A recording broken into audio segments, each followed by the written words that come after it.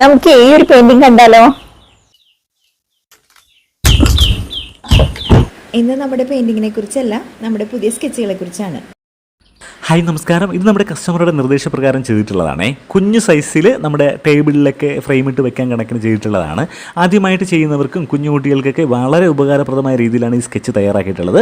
ഇനി നിങ്ങൾ കാണാൻ പോകുന്നത് നമ്മൾ മുന്നേ ചെയ്തിട്ടുള്ള രാധാമാധവമാണ്. വലിയ സൈസിലാണ് ഇത് ചെയ്തിട്ടുള്ളത്.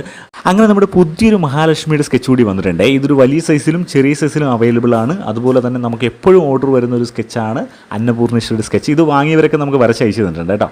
അതുപോലെ ഇതിൻ്റെ കൂടെ പോകുന്ന കൃഷ്ണൻ, നമ്മുടെ കയ്യിൽ അടുത്തതായിട്ടുള്ളത് കുറേ കുഞ്ഞു സ്കെച്ചുകളും വലിയ സ്കെച്ചുകളും വ്യത്യസ്തമായിട്ട് വന്നിട്ടുണ്ട്. ഇതൊക്കെ നമുക്ക് ഇന്ന് കൊറിയർ ചെയ്യേണ്ട ചിത്രങ്ങളാണ്. സ്കെച്ച് കഴിഞ്ഞ ചിത്രത്തിൽ എങ്ങനെ നിറം കൊടുക്കാം, എങ്ങനെ ഘട്ടം ഘട്ടമായി പെയിൻറ്റിങ് ചെയ്യാം, ഇതെല്ലാം നമുക്ക് നോക്കാം. അങ്ങനെ നമ്മുടെ സ്കെച്ചുകൾക്കൊപ്പം അടുത്തതായി നമ്മൾ മിറർ പെയിൻറ്റിങ് ക്ലാസ് കൂടെ ആരംഭിക്കുകയാണ്. അങ്ങനെ നമ്മുടെ സ്കെച്ചുകൾ ആവശ്യമുള്ളവർ ഉടൻ തന്നെ ഓർഡർ ചെയ്തോളൂ. താങ്ക്